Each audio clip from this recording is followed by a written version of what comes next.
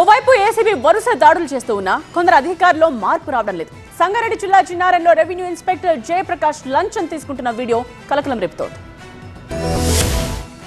సంగారెడ్డి జిల్లా జిన్నారం మండలం revenue inspector Jayaprakash Narayana లంచం తీసుకుంటూ కెమెరాకు చిక్కారు. దీనికి సంబంధించిన వీడియో సోషల్ మీడియాలో వైరల్ గా మారడంతో అధికారులు చర్యలకు ఉపక్రమించారు. జిన్నారం మండలం గడ్డపోతారం మున్సిపల్ పరిధిలోని అల్లీపూర్ గ్రామ సర్వే నంబర్ 27 లో ప్రభుత్వ భూమిలో చేపట్టిన అక్రమ నిర్మాణాల విషయంలో ఓ వ్యక్తి నుంచి లంచం తీసుకుంటున్న వీడియో తెగచక్కర్లు కొడుతోంది. అయితే సదరు సర్వే నంబర్లో చేపట్టిన నిర్మాణాన్ని రెవెన్యూ అధికారులు మంగళవారం కూల్చివేశారు. దీంతో తన దగ్గర అధికారులు లంచం తీసుకుని నిర్మాణాన్ని తొలగించడంపై బాధితుడు ఆర్ఐకి లంచం ఇచ్చిన వీడియోను బయటపెట్టడం సంచలనం సృష్టించింది. దీనిపై జిన్నారం తహసీల్దార్ దేవదాసు స్పందించారు. వీడియోల ఆధారంగా ఆర్ఐపై విచారణకు ఆదేశించినట్టు తెలిపారు. డిప్యూటీ తహసీల్దార్ ఆధ్వర్యంలో ఎంక్వైరీ జరుగుతోందని, రిపోర్ట్ ఇచ్చిన తర్వాత జిల్లా కలెక్టర్ ఉన్నతాధికారులకు పంపించి వారి ఆదేశాలతో శాఖాపరమైన చర్యలు తీసుకుంటామని తహసీల్దార్ దేవదాసు తెలిపారు.